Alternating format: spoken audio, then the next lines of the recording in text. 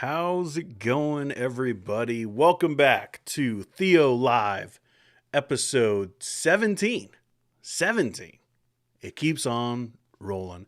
How's your Monday going? I'm doing this a little bit early, so I know that might throw off some of the people who are usually here in the live chat. But here's the thing. When you want to live stream during the day so you can hang out with your wife in the evening, you gotta live stream when that baby's sleeping. And he went to bed a little early. Actually, kind of funny. John Adams, if you're gonna watch this on the replay or if you're here live, she fell asleep to your video about the Legacy Standard Bible.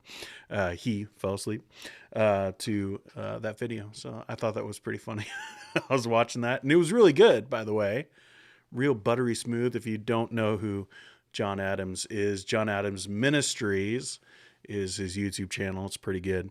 And he did a video about the Legacy Standard Bible today. And interesting video. You should go check it out. If you're interested in Bible translations, definitely go check that out. It was a really good video, but my kid fell asleep while watching it. And so I blame him for going a little bit early. But, I guess it was me. who put it on, right? So whose fault is it really? Anyways, got a lot of stuff going on today. We're going to be talking about church shopping because there are a lot of people who are looking for a good, healthy church, and that's a big problem right now. Where are they? How do you find them? How do you know if this church that you're going to visit, maybe like, should I visit it first off? And then once you go, how can you tell whether this is a church that you actually want to commit to? Because you never know what's going to be going on. Jeffrey hopping in here and saying good morning. Good morning to you too. It's good to see you here, man. Also, hey, check this out. Let's go over here. Look at this. I don't know if you can see that right there. 600. I just passed. I always fall for it. That stupid thing YouTubers do of saying we for everything. It's not we. It's me. It's just me here. I do all the stuff. And I just passed 600 subscribers here on YouTube. And here's the thing. You might be looking at that and being like, dude, that's not that much. It's not that big a deal. Why are you like showing that off? It's not a prideful thing. It's a thing of like that just helps me to keep going. Like YouTube is kind of hard. Like when you're first starting out, at least, like some of you guys, a lot of you guys actually who watch this thing are fellow YouTube content creators, pastors who want to make content for their congregations or just for the world.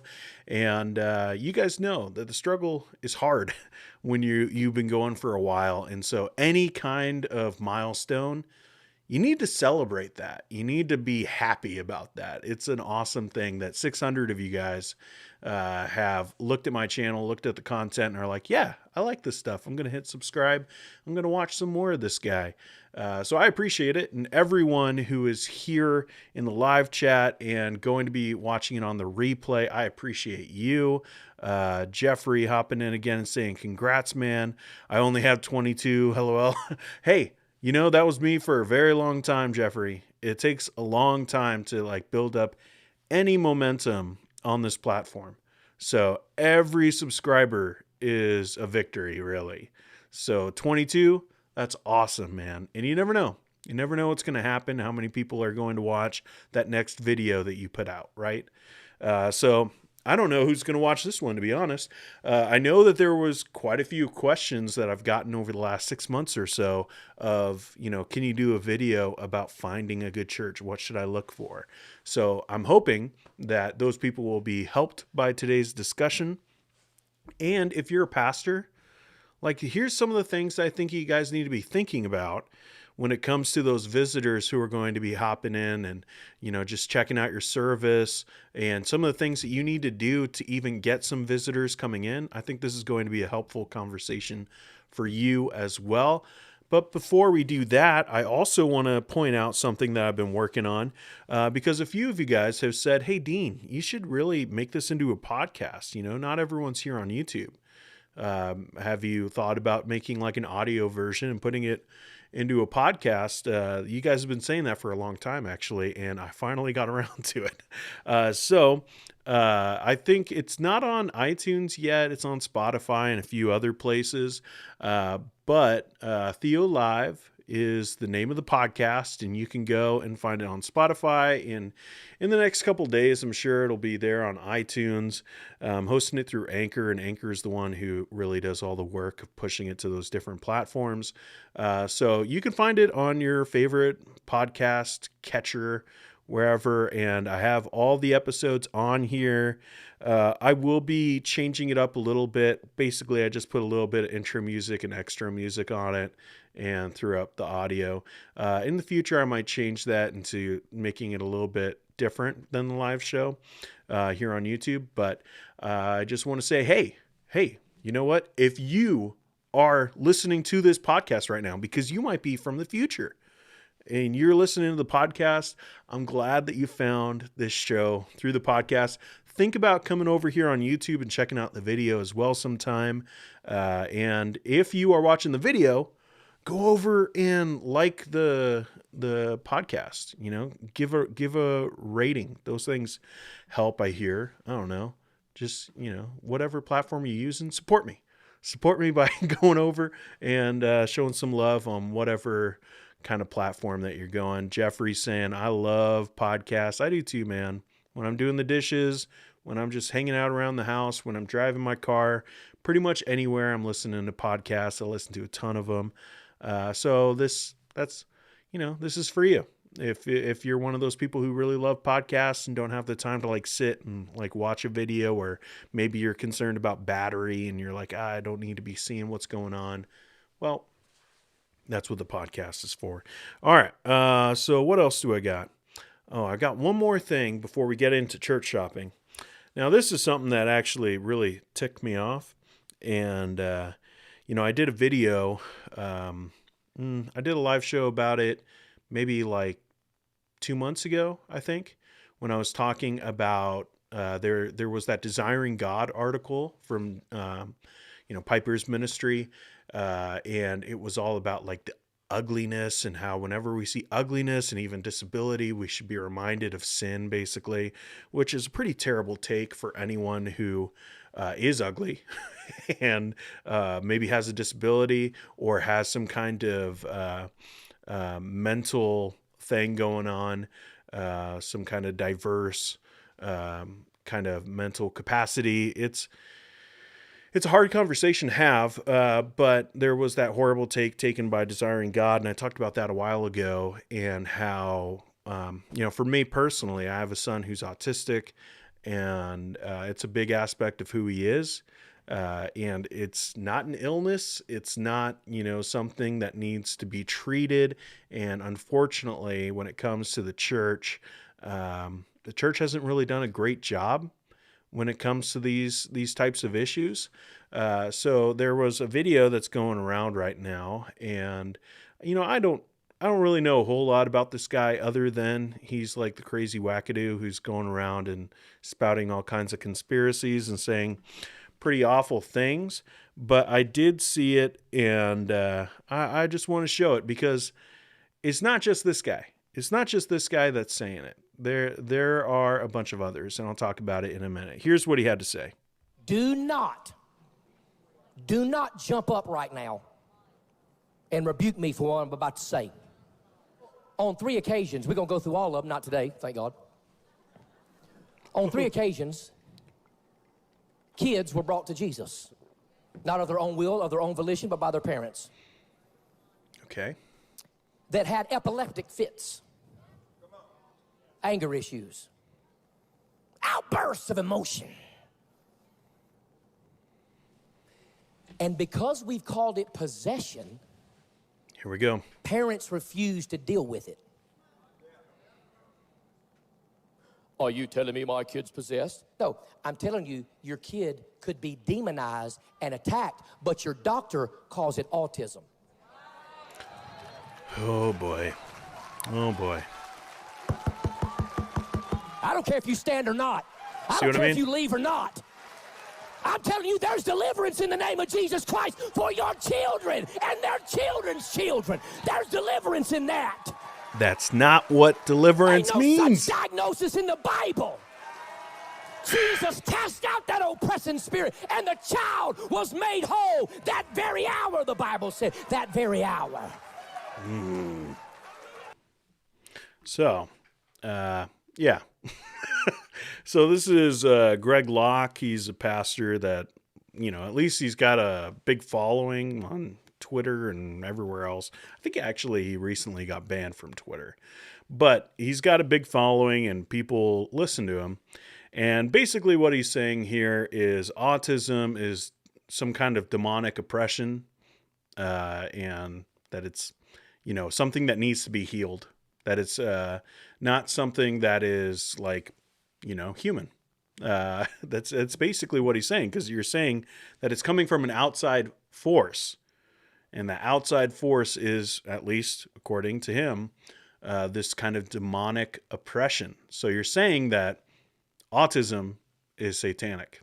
And so anyone who is autistic is then, really being oppressed, and that's not who they really are. And they need to be set free from Jesus and all of that.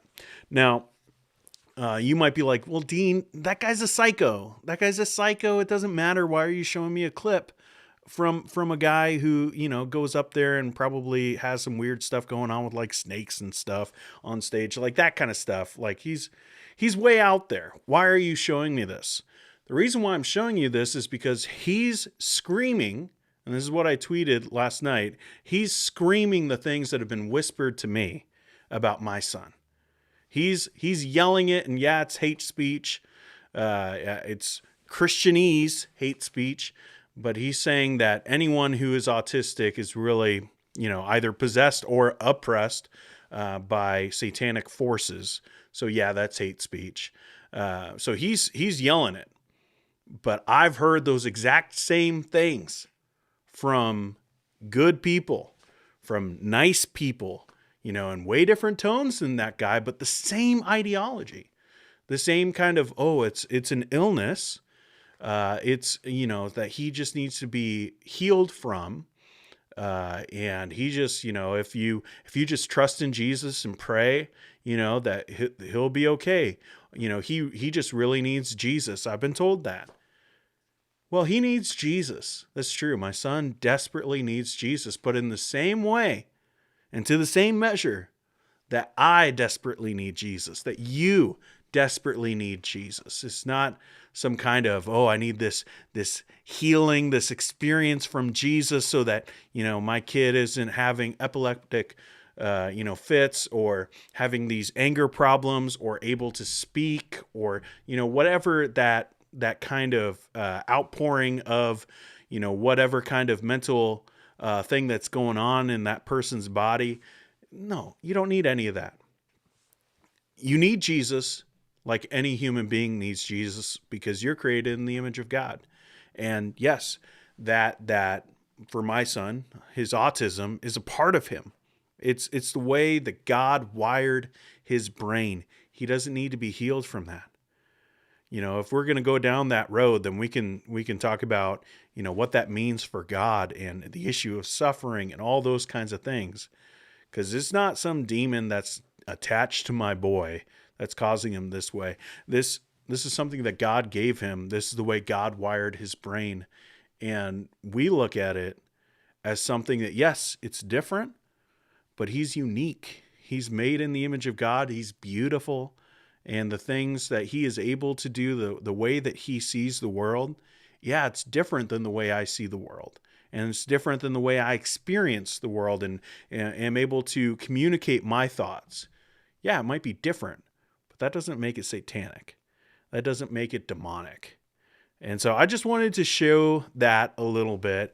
And I mean, it's foolishness, but you might look at that and say, that's crazy. I've never seen that. If you have someone who's disabled in your life, and go to the caregiver of that person, of whether it's like some physical disablement or it's, some kind of mental divergence, just their mind works a little bit differently than the typical human being, then, talk to their caregiver and see, if they're a Christian, see if they've ever heard something like that from, the old ladies over at church or the pastor over at church or leadership at your church. I guarantee you it's happened. So I wanted to kind of point that out that, yeah, it's hate speech and he's screaming it, but he's screaming what everyone else, not everyone else, I shouldn't say it that way, but what a lot of people are whispering in the pews. So anyways, I just kind of wanted to rant about that one for a minute. So I appreciate you sticking with me on that. Jeffrey saying amen. I appreciate that, brother. Yeah, you could tell I'm a little passionate about that. It's pretty personal for me.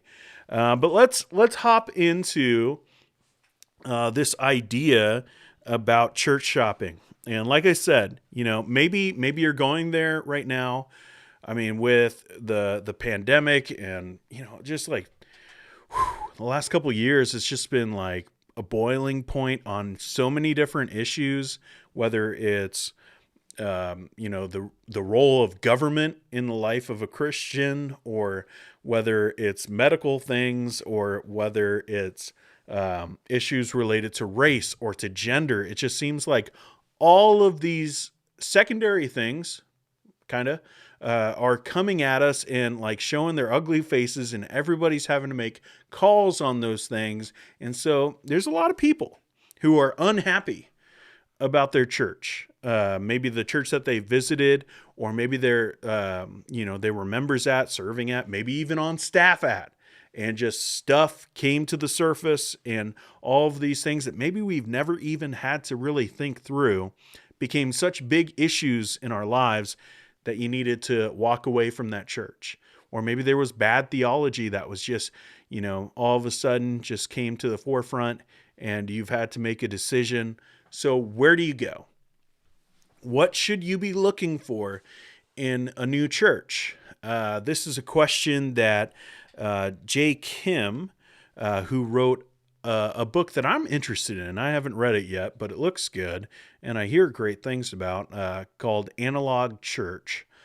I really want to get my hands on that book.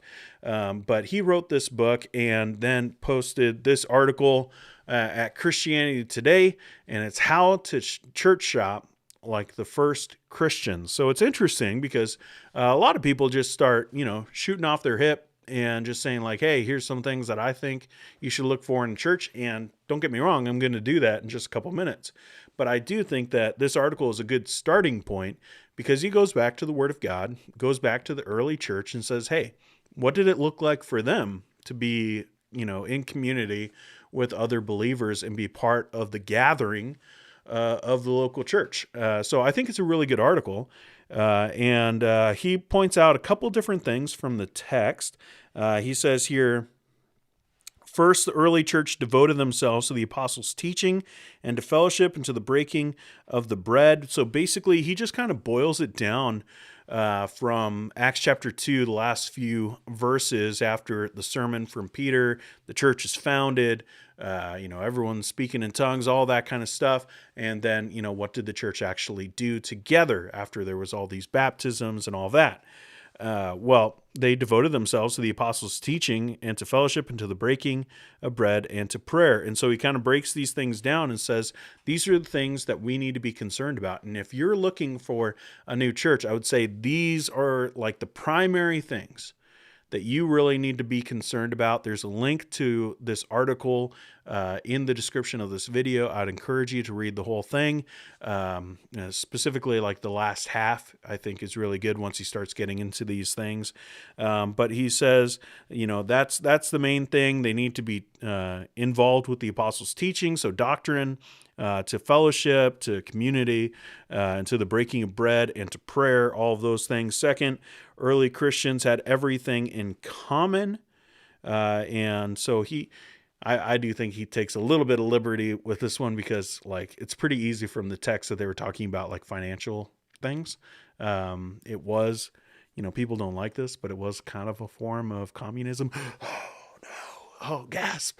But they were all together there and they needed help. A lot of them were walking away from their jobs. There was a lot of persecution that was going to be coming their way. So they were kind of holding tight to this community. They had everything in common. And then, let's see here. Finally, early believers continued to meet together in the temple courts. They broke bread in their homes and ate together with glad and sincere hearts. So he starts really focusing on some of the attitudes here. So it's a good article. I'd encourage you to check it out. I think that this would be like the starting point of what you need to be considering if you're thinking about going to a new church, what kind of church you should be looking for. But I have some thoughts, some practical thoughts that I think are important as well. Because, it's one thing to say, all right, well, these are the things we need to be concerned about. Let's look at the Word of God and see what it says about what makes a healthy church. But, what does that actually look like? And especially today, with different issues that are going on, how does that actually look? So that's kind of what I want to be talking about for the rest of the show today. John Adams hopping in. Hey, Dean, hope you're doing well, brother. I am doing well. I will say, before I go on, please be in prayer for my brother. If you're one of the, people who love to just be in prayer for people that maybe don't have like the closest connection to, I'd appreciate you praying for my family. My brother, he has COVID and has asthma, and last night he was having a lot of issues with his breathing and called 911 and basically was told, hey, the hospitals are pretty overrun here, so you just need to stick tight and hope that things get a little bit better. So I'm doing well, but pray for my brother. That's obviously affected me, especially after last month, losing my mom and then having my brother very sick with COVID. So be in prayer for him. He's young. He's younger than me. But you never know how this thing is going to affect people. Is there any church to look for other than a Reformed Baptist? Yeah. Well, yes. Cause a lot of people can't find a Reformed Baptist church, John, especially here in Moose Jaw. Come up and plant with me. I saw that music video. Come on. Lead worship up here. All right. Just kidding. Hey, talking about kidding, just for all the, we have some fun here on the show. I just want to let you know, John, that your video today was so good that you put my almost 2-year-old to sleep. And that's why the show is a little earlier than usual. It was a good video, but as soon as I put it on, he just like drifted. And so we're doing the show a little bit early, and it's because of you, but also thanks for putting my kid to sleep. I might try that tonight. He has issues sleeping, so maybe it'll work later on too. Let's see here. Jeffrey, I will put your brother on my list and on my church list. Praying is the key to God. I appreciate it. Praying man, we're going through COVID right now too. Last night was rough for us. Oh man, I'm sorry to hear that. This thing, I just want it to be over. I want it to be over. So many people that I know and care about have COVID right now, and it's not good. That's always the plan. Try to put the people to sleep. Yeah. Prayers for your brother, 52 churches in 52 weeks. David Boyce. Okay, David. Prayers for your brother and family. I appreciate that, guys. I really do. It means a lot to me. I'm constantly surprised of like the whole online community and here on YouTube and then over on Twitter. When I ask for prayer, people pray and they really mean it. And it means a lot to me. And I know my brother would definitely appreciate it. So let's talk about some things. I've got a list of 6 because I'm not a good Baptist and couldn't get it down to 5, and I couldn't get it up to 7, so we're stuck at 6 of 6 things that I think you should be looking for when it comes to finding a good, healthy church. Piggybacking on the idea from that article of J. Kim talking about the apostles in the early church and what that looked like.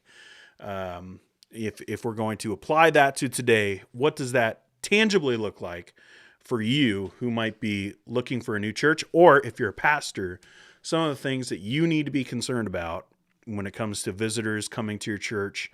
Here are the 6 things that I think that you should be looking for. Number one thing I think that you should be looking for when it comes to a new church or a pastor should be concerned about is compassionate leadership. Yeah. Probably threw you with that one. You probably thought I was going to go straight to theology, which we will talk about in a minute. But I think the number one thing that you need to be concerned about right now is compassionate leadership. We've seen it so often over the last few years of leadership, pastors, elders, however the church is structured. I'll just say, don't go to a church where the deacons are in charge. Just don't. It never ends well. I'll just say that. There's way too much stuff that happens when you have people who aren't qualified to that position of elder ruling over the church, or at least leading the church. It's never going to end well. But when it comes to like the pastor, who is the pastor? What is he like? Who are the elders? What are they like? Are they kind people? Are they generous people? Are they people who you know right now, if you were going through a hardship, that you could talk to them and you can ask them questions? You can, just be able to be friends with them. That's really important when you're talking about finding a local church. Can you actually be friends with the pastor? Could you see yourself sitting down and having coffee with? Is that person even able to do that? If you think like, oh, it'd be too hard to, get a hold of this pastor. He doesn't give his cell phone out to the congregation. He's not, going out and having lunch with people. Don't go there. Just don't. I can tell you right now, if that pastor is not compassionate toward his sheep, then that is a job for him. That is not a ministry, and he is going to fail you. He's going to hurt you. Or the elders are going to hurt and offend you. It's going to happen. You need a pastor who is going to lovingly care for you, especially right now. I'm talking about my brother having COVID and, all these hardships, John Adams and his family going through it right now. Jeffrey, I'm sick and tired of COVID. I want to eat at a restaurant. Yeah, I understand you. There's so many people who have it right now, though. And, with this Omicron and, I don't know, there's probably going to be like 1,000 more of these different strands. So it's probably going to be a bit, Jeffrey. So sorry.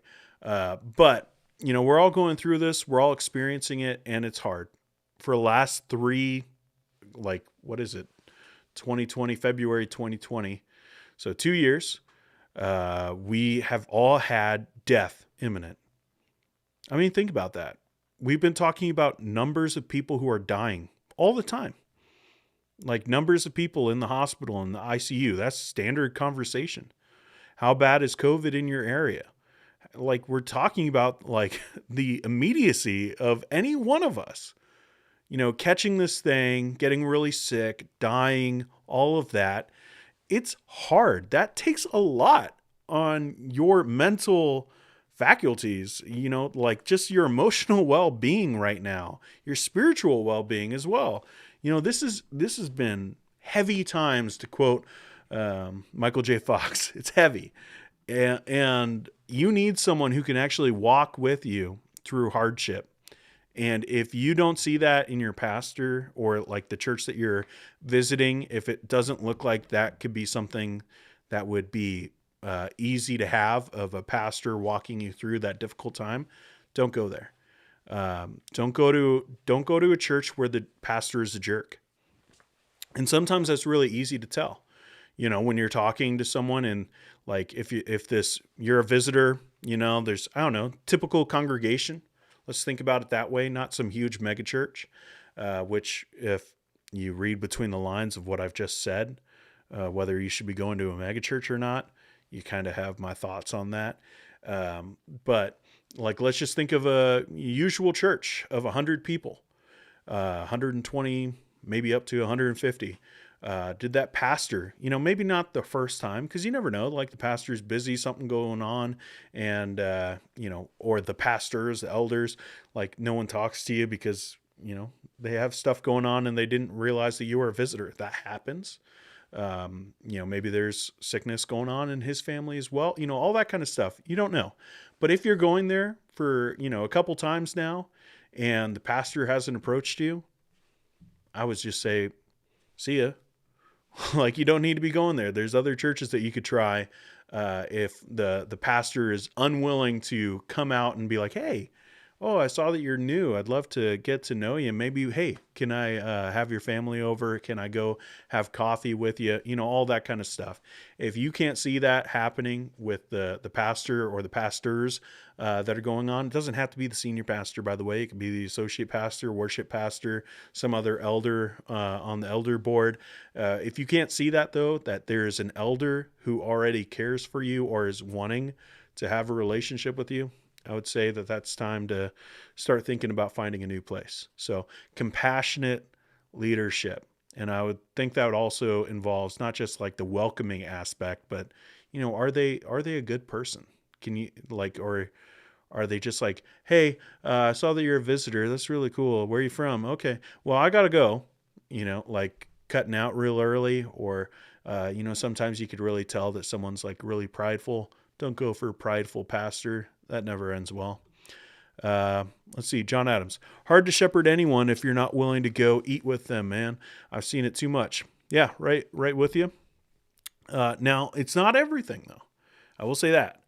Like, there are a lot of pastors who, like, they really nail it when it comes to, like, the relational stuff, of being able to go and have lunch with somebody or coffee with them or make them feel like they're a friend.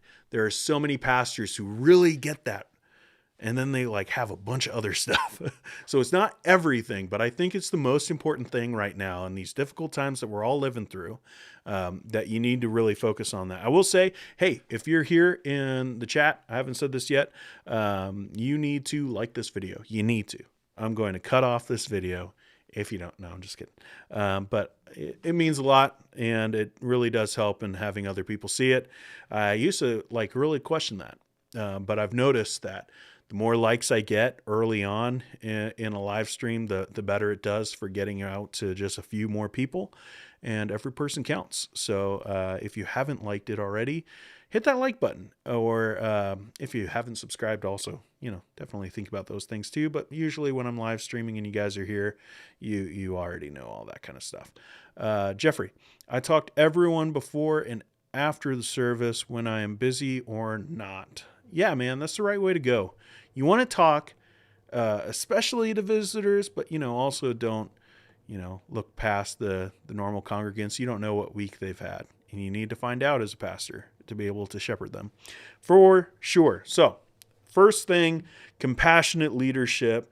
The second thing that I would say that you need to really be concerned about when it comes to finding a new church, or that you need to make sure that you're putting it out there to the people who are looking for that new church and they're visiting your church, is robust theology. Not just good theology. Obviously, that's important.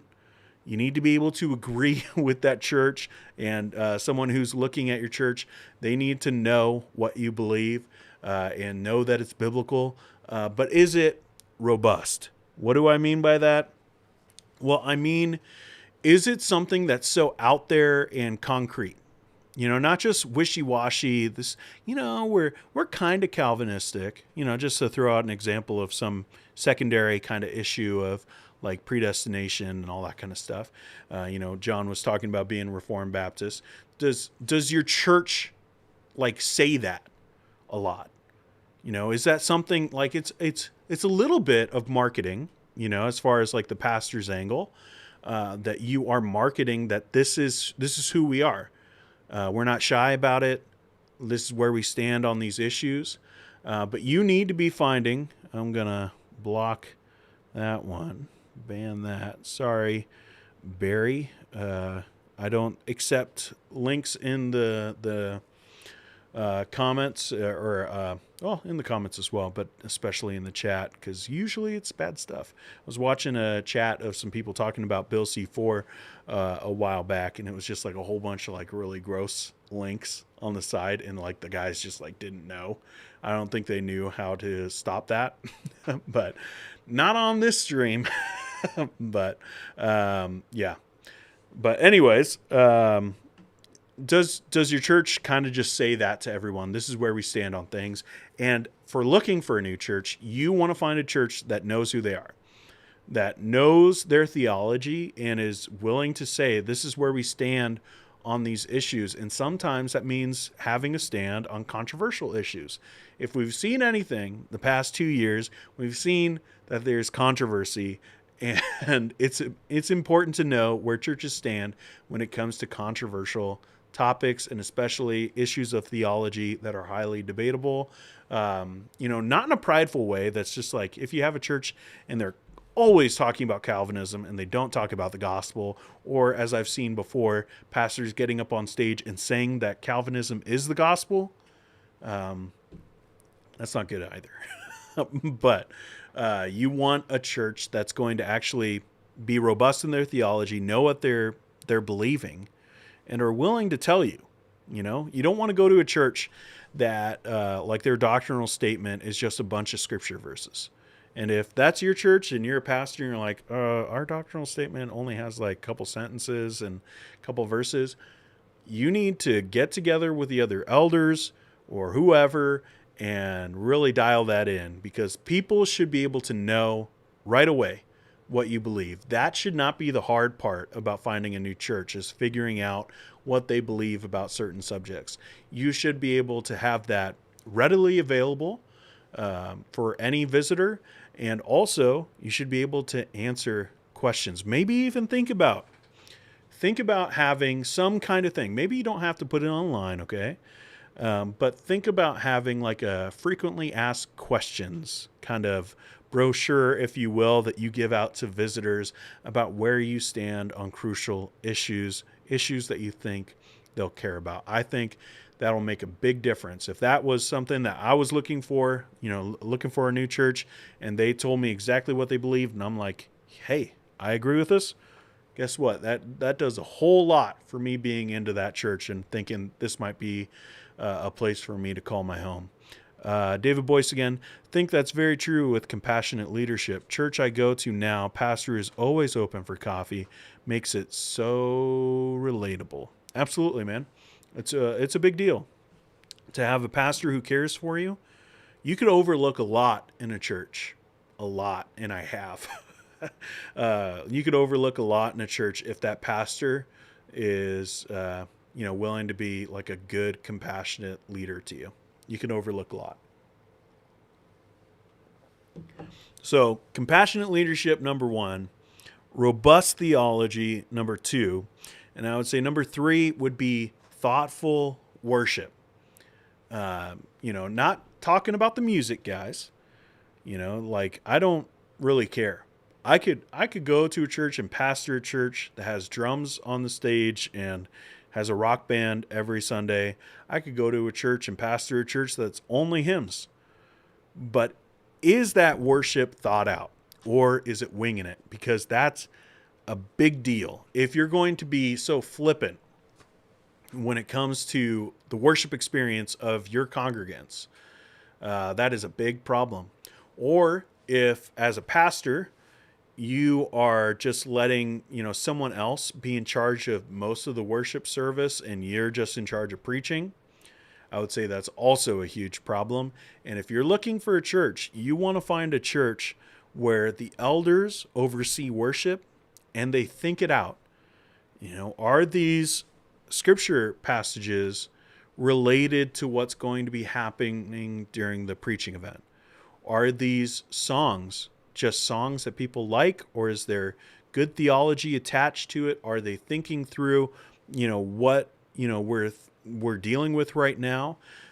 Different things like when there's something that's really important and big that happens in your community, is your church talking about it during the worship experience? Maybe during the sermon, maybe during, songs of, hey, if there's a tornado, just as, just one thing. If there's a tornado in your town and on Sunday you wouldn't even know that, that's a problem. Like, that just means that you don't care about the community, that you don't care about what people are really experiencing. So when there's like big issues, they need to be talked about from the stage during worship time. And that's part of pastoral leadership, being able to walk people through difficult times. But I think that that's just one example. But there's so many times where you could just tell that nobody knew what was going on, that, people are scrambling. And what that means is that they aren't taking care of worship. There's a verse in Ecclesiastes. I'm forgetting exactly what it is. Maybe it's in Proverbs. Samuel wrote it, and he was talking about basically like when you go into worship, like when your foot hits the temple, that you need to be thinking through what's going on, because it is serious. And I think that pastors need to make sure that what is happening during the worship service, whether that's in the morning, in the evening, that's been thought through, that you've prayed over it that you've made sure that this is going to be as helpful as possible for your congregation. And so someone who's going to be visiting, you need to be looking for that and saying, like, are they actually thinking through this worship? Are they letting songs that have really bad theology? And this happens at good churches, right? Good churches, where like there's just a song and it's terrible and it has really bad theology and it's like heretical, like some of this Bethel music stuff. I'm not sure where you stand on Bethel, but there's some of these songs that it's just like there's one like your blood flows through my veins. It's like the lyric that I heard in a worship experience. And I was like, wait, what? We're talking about Jesus? His blood runs through my veins? Like, no, first I'm adopted. Like, I'm adopted into the family of God. Second, like, no, because like just so many reasons. It's so wrong for so many reasons. But like this church that was pretty decent had this going on in their worship because they weren't thinking through the songs. I think maybe they do agree with it. I would imagine that they don't.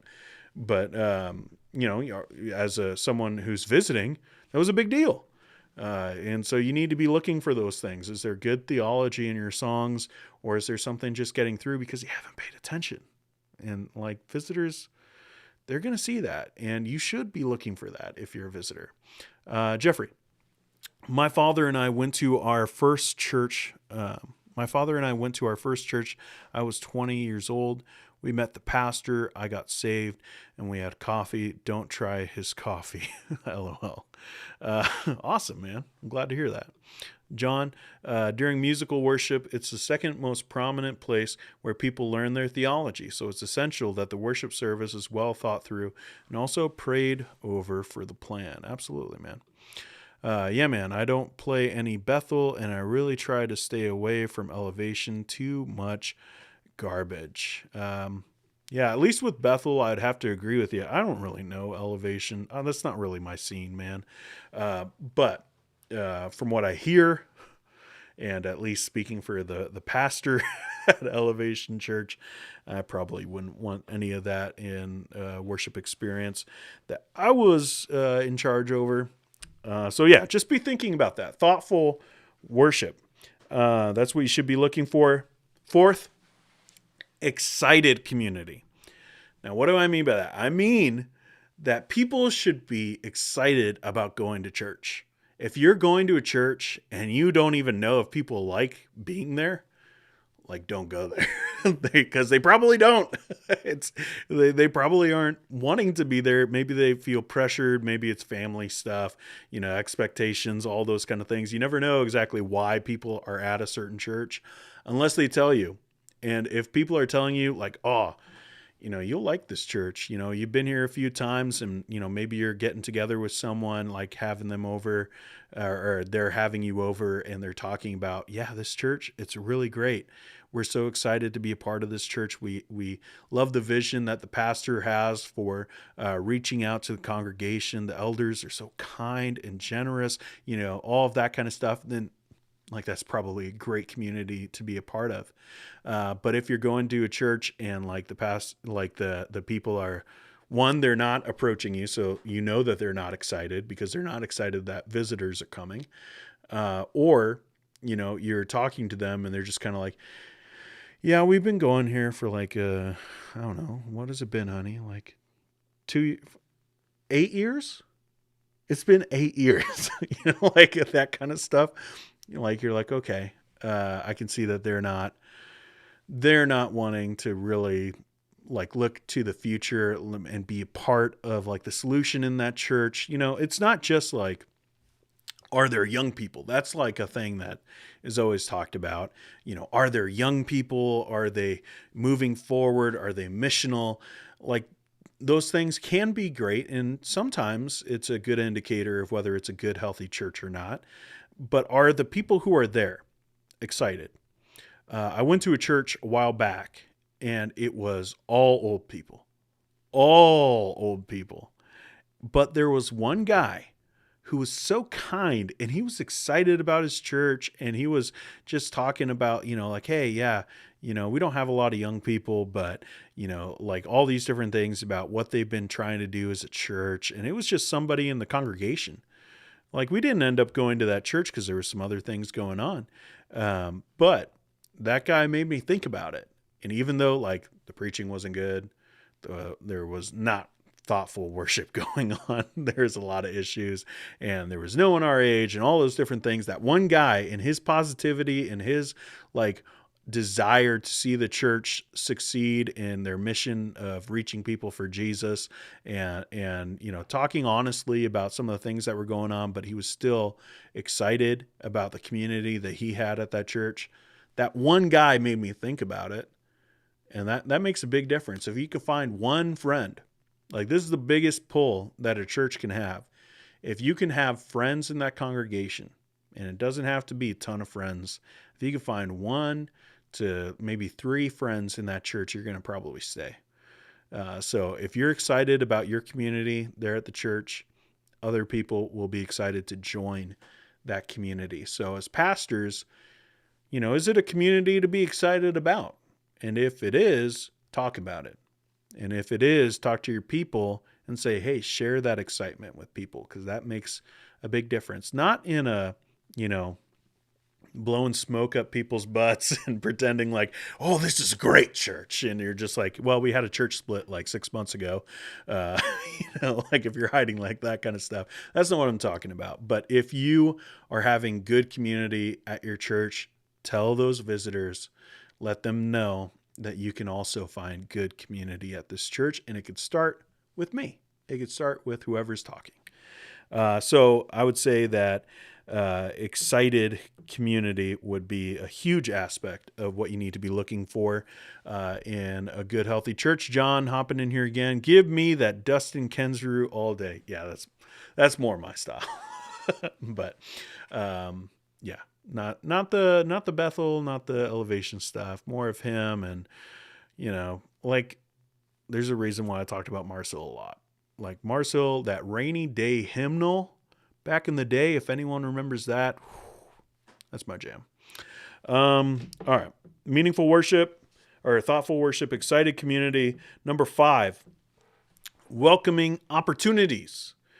Here's what you need to do as someone who's looking for a church. You need to look and see, where do I fit? Where do I fit? What can I do in this church? Are there things like, maybe in my past, I've been really involved in worship. Well, is it just one person up there who's leading the worship and they don't do anything else? Like, they don't have a worship band. They don't have people that switch out. And you're thinking like, I would love to use my gifts. God's gifted me for music, and like, I want to be involved in a worship team, but this church doesn't have one. Well, if you're talking to like the pastor and he's like, hey, no, Myrtle's been up there on the piano since 1974. And, we tried having another piano player, in the late 90s, and we split the church over it, like that kind of stuff. Like, that's not going to be a good fit for you. If you can't use your spiritual gifts, the ways that God has gifted you, if you can't be fitting into a local church, it's not going to be a good place for you. You need to serve. That's part of the whole idea about being in community at a local church. Being part of that community is serving the local church. And it might not be maybe you taught Sunday school, or you've been a pastor like me, and you're looking at a church and you're like, well, I don't know if I can teach Sunday school right off the bat. Well, hold off. You don't know. Maybe talk with the pastor and say, hey, in the future, I would love to do this, and see what they think about the future. And if there's opportunity in the future, that's fine. If you can be able to use your gifts in other ways. But you need to be looking for those opportunities. And if like the leadership positions, this is one thing I'll say, if you're a leader, you've been an elder, you've been a deacon, one of those kinds of things. And you can see like they've had the same deacons since 1965. like some far back time, and they don't ever switch out. There's no rotation on the elder board, on the deacon board, and the leadership is kind of like really like just hogged and protected. I can tell you right now that there are issues with the pastoral leadership there. If all the leadership positions never change, and they are not welcoming to new voices in that leadership, and they're not trying to raise up leaders to come in and be part of that leadership, well, that's probably a kingdom that's being built by a pretty weak man behind the pulpit and doesn't want to have anyone confront him on ideas. So don't go to that church. So if you're a leader and you're like looking at opportunities, where can I lead, and you just see like that's never going to be a possibility at that church, don't go there. If you're involved in worship and you see, there's no opportunities for worship here at this church for me to serve in that way, don't go there. There are so many reasons. I will say this. This is something that no pastor wants you to hear. But there are so many reasons to not go to a church. Like, there just is. You don't have to go to a certain church just because they preach the gospel. You don't. Now, if they preach the gospel, that's a really, really big first step in knowing whether it's the right church to go to. But you don't have to go to that church just because they preach the gospel. There are plenty of churches that preach the gospel, and some might be a better fit than others. So I'm just saying that. But look for those opportunities. I will say that also means looking for opportunities for people in your family. Now, this is when it comes to the really hard thing of, like, are there people your age? Are there people who are your age or your kids' age? That's so important. I've seen families derailed because they went to churches where like there just weren't any teens and there were no good influences for their kids.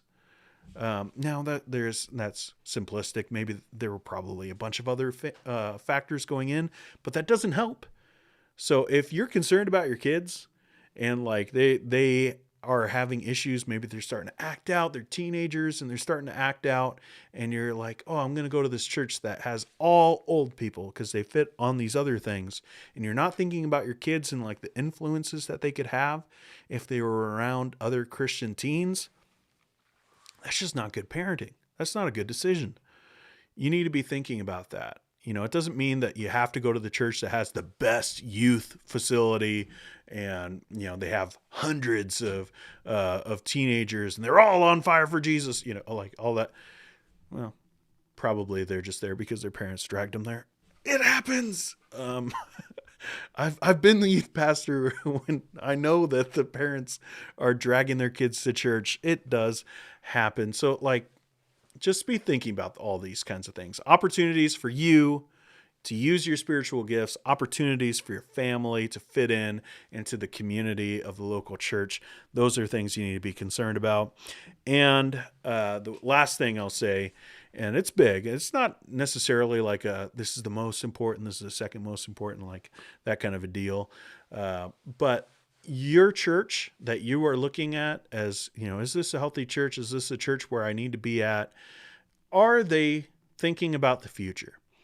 Are they focused on having a goal and achieving that goal? Why are they existing? My point. That's really my point. If we're not thinking about reaching people for the gospel's sake and advancing the kingdom of Jesus, then what's the point? There's so many churches that are just like, they're just trying to survive. They're just trying to survive and to hold on. And they're always talking about, 1984 was a great year for us. Remember, we had 100 kids at VBS, like they're just really focused on the past and they're not thinking about the future. They're not trying to do anything new in the community to see a goal achieved. They're just kind of trying to like make sure that the lights stay on and, that ministry continues because, Aunt Beth went here for decades and we would just feel so bad if this church closed its doors. Some churches need to close their doors. That's just facts. some churches have a season, like these churches that celebrate like 200 years of ministry. How often do you hear that? Unless you're on like the East Coast where, someone just came to the Americas and founded a church and somehow that church survived. You're not thinking about it that way. Churches come and churches go. Like, it happens. Don't go to a church that's just like holding on to survive and they're not doing anything in the community. They're not trying to reach people for Jesus. They're just focused on, we got these 36 same people and they come here. I'm not saying like if there's a small church, Lord knows, I'm planting a church. It's going to be real small. It's a house church. So it's going to be real small. So I don't have anything against small churches. But if you go to a small church that's just small because they're just not thinking about the future, they're not trying to do anything, they're just existing, that's not a good reason to go to that church just to keep that church open. You need to be thinking about a church that's trying to do something in the community, that is striving to please Jesus, not just in staying open and gathering together, but in advancing the mission, a missional church. That is important. Let's see here. Don, thanks for these suggestions, Dean. These are unique and different from what I usually see suggested. Hubby and I have been looking for a while and have become really discouraged, hoping these will help. Well, Don, I'm glad that you're, maybe I'm giving you a few new things to be thinking about, and you are definitely one of the people that have asked me in the last couple months about making something, talking about what to look for in a new church. So I definitely had you and your family in mind, and wanted to give you something a little bit different, because you can go and you can read like that article from J. Kim in Christianity Today, and you can see those things, and it's good. It's good stuff. But there are some other things that you need to be considering. And for you guys who are in ministry and are watching this, some things that we all need to be considering about what we're putting out there for visitors and what they can see. And, it's not like we're trying to hide, different things or like blemishes in the church and trying to cover it up and all of that. But we're trying to get what's good about our church and make that the forefront and show them what they could have if they were to continue coming to church, not in an attractional way, not in a way that's like hiding, theology or preaching or anything like that, but saying, hey, this is what we're about. And we think that it would be great if you were to join us in pursuing this mission, this vision that we have of whatever that might be. Maybe your church is really involved in soup kitchens in your city. That's a great thing. That's a good ministry. Or prison ministries, or really involved with the youth and they have a rec center. And, there needs to be those kinds of things for you to be able to tell your congregation and visitors, this is what we're about. This is how we're making disciples. Not just, hey, we're all about disciple making at our church. How do you do it? We have a Bible study on Saturday mornings. That's not good enough. You need to be thinking about, all right, here's what we do. Now, I'm not advocating that you have to have programs. I'm just saying, like, there needs to be, like, feet moving to these missions that we have. It can't just be missions in our heads.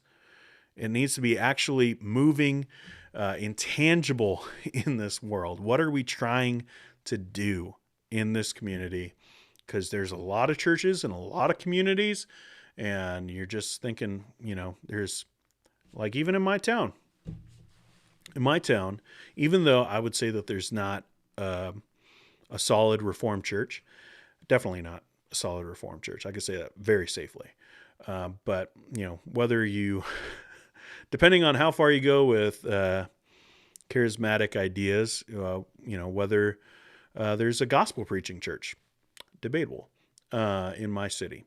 And so that's why we're planting a church. But, there are lots of churches in my city still, and lots of people trying to make decisions about what church to go to. And some of those decisions are going to be based off of bad things. Some of them are going to be good things. And we need to be able to communicate the good things about whatever church you're going to be able to say, this is what we're about. David Boyce, biggest mistake many churches miss is on a lack of follow-up when getting contact info from newcomers. Would you go on a second date with a person who doesn't message you back? So many do nothing. Yeah, that's interesting, David. I would like to hear also, I got a little bit of time here. Started early, so don't have to leave as late. But if you have other ideas about what people should be looking for, like we have Dawn here, not to just constantly point at her, but Dawn here is looking for a church. What are some of the things that she should be thinking about? Maybe you guys have some ideas as well. But with this, David Boyce says, basically follow up. You need to be following up with people. I would agree. I will just say for me personally, my contact info is precious and I ain't giving it. I'm not doing it. I'm not giving it to a church that I've attended once or maybe even twice. Just not going to. I'm a private person. I know I'm putting myself out there on the internet. But when it comes to ways that people can contact me, I'm very private. This is important to me. My cell phone number, that is super crucial to me, and I don't want anybody to have it that doesn't need it. Or my personal email, I got attached to like a group email chain just a little while ago, and they're good people. But I got to say, I was not happy that people didn't ask me to be a part of it. They just gave out my email to strangers. That's personal for me. So I would say don't be overbearing. I'm not saying that you are, David. But churches can be overbearing about like, hey, if you're a visitor here and we just want you to fill out that contact card, and they say that at the beginning of the service, they say it, right after the songs, they say it after, praying for the offering, they say it right before you leave, like 8 or 9 times throughout the day. If people are at the door, hey, you're a visitor, fill out the contact info. Like, don't do that. Don't do that. You'll scare people off, or at least you would scare me off. I'll just say that. Maybe other people aren't as paranoid about their information getting out there, and they're fine with it. But if you do get that contact info, I think David is right, that you do need to be using it to contact them. Not a bunch, just send them an email. Send them an email from the pastor saying like, hey, I was so glad that you were there, and say something personal. Not in a shrewd way of like, these are the tips to like make sure people come back. But if you care about that person, let them know. Like if they were saying like, yeah, we've been in town, we just haven't been able to find a church and it's just been really hard.